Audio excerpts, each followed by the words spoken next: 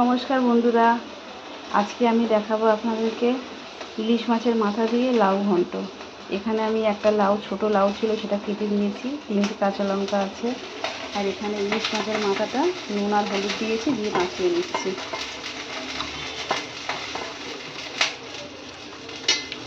ভালো করে মাখিয়ে নিলাম। আমি কড়ার মধ্যে অল্প সর্ষের তেল দিয়ে দিয়েছি। তেলটা খুব ভালো করে গরম হয়ে গেছে। এবার আমি দিয়ে দেবো মাছের মাথাটাকে। মাছের মাথাটাকে খুব ভালো করে ভাজতে হবে।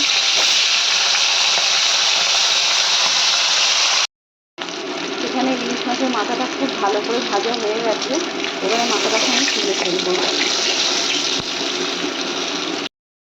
মাথাটাকে আমি তুলে নিয়েছি। এবার দিয়ে দেবো 1 চামচ কালো জিরে, আর দিয়ে দেবো একটা তেজপাতা, একটা শুকনো লঙ্কা। এটা ভালো করে হবে।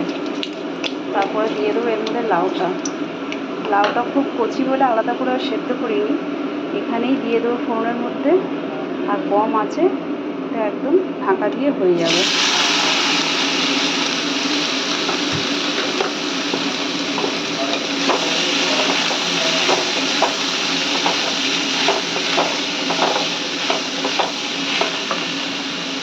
লাউটার মধ্যে আমি দিয়ে দেবো অল্প পরিমাণে 1 চামচের মতন হলুদের গুঁড়ো, আর দিয়ে দেবো পরিমাণ মতন নুন।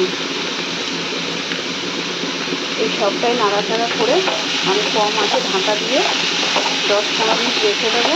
অটোমেটিক লাউটা সেদ্ধ হয়ে যাবে। এখানে লাউটা খুব ভালো করে সেদ্ধ হয়ে এসছে। এবারে দিয়ে দেবো আমি মাছের মাথাটাকে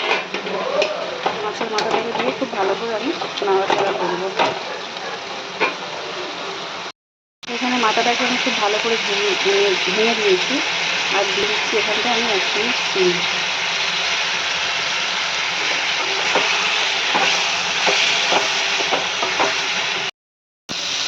এখানে আমার ইলিশ মাছের মাথা দিয়ে লাউ ঘন্ট পুরোপুরি রেডি। এবার আমি বাটিতে ঢেলে ফেলবো। তো বন্ধুরা, আজকে আমার লাউ ঘন্ট পুরোপুরি রেডি। দেখতেই পাচ্ছেন, ভালো লাগছে দেখতে। আপনারা ঠিক এভাবে বাড়িতে বানিয়ে খেয়ে দেখবেন। ভালো লাগলে লাইক করবেন, শেয়ার করবেন। আজকে আমি এখানেই শেষ করছি। ধন্যবাদ।